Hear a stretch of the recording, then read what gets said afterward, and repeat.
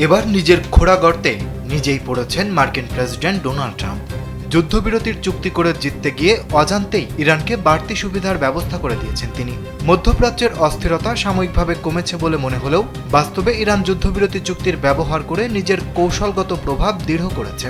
মার্কিন president Donald Trump এই যুদ্ধকে শতভাগ বিজয় আখ্যা দিলেও হরমুজ প্রণালীর নিয়ন্ত্রণে তেহরানের প্রভাব আন্তর্জাতিক অর্থনীতির উপর গভীর ছাপ ফেলেছে।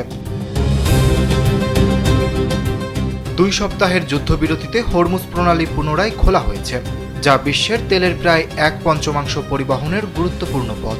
বিশ্লেষকরা মনে করেন এটি শুধু সামরিক শক্তির কারণে নয়, বরং কৌশলগত অবস্থানের কারণে বিশ্ব অর্থনীতিকে প্রভাবিত করার সক্ষমতা প্রদর্শন করছে। স্যান্ডেলিনা সো, রূপচর্চায় আভিজাত্য। ব্রুকিংস ইনস্টিটিউশনের সামান্থা গ্রোস জানিয়েছেন, একক প্রণালীর নিয়ন্ত্রণের মাধ্যমে ইরান এতদূর পর্যন্ত প্রভাব ফেলতে সক্ষম হয়েছে, যা গত 6 দশকে অনন্য।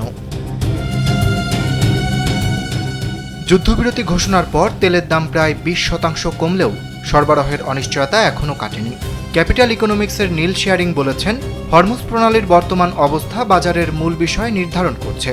ইসরায়েল লেবাননে সাম্প্রতিক হামলার পর ইরান আবার যান চলাচল সীমিত করার ইঙ্গিত দিয়েছে, যা প্রমাণ করে তারা এই প্রণালীর উপর সামরিক ও অর্থনৈতিক নিয়ন্ত্রণ বজায় রাখতে চায়। 6 সপ্তাহের অবরোধে এশিয়ার দেশগুলোতে জ্বালানি সংকট তীব্র হয়ে উঠেছে। ইউরোপে বিদ্যুতের দাম বৃদ্ধি পেয়েছে এবং যুক্তরাষ্ট্রেও সাধারণ মানুষকে জ্বালানি তেলের উচ্চ মূল্য বহন করতে হচ্ছে।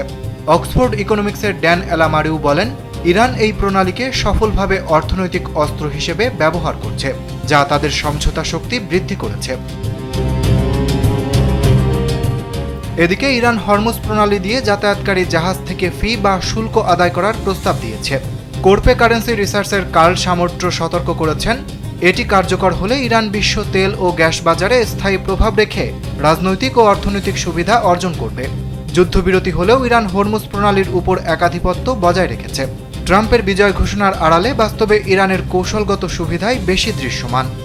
সুতরাং ট্রাম্পের বিজয় ঘোষণার আড়ালে বাস্তবে ইরানের কৌশলগত সুবিধাই বেশি দৃশ্যমান। অরিত্র বাসু, কালবেলা।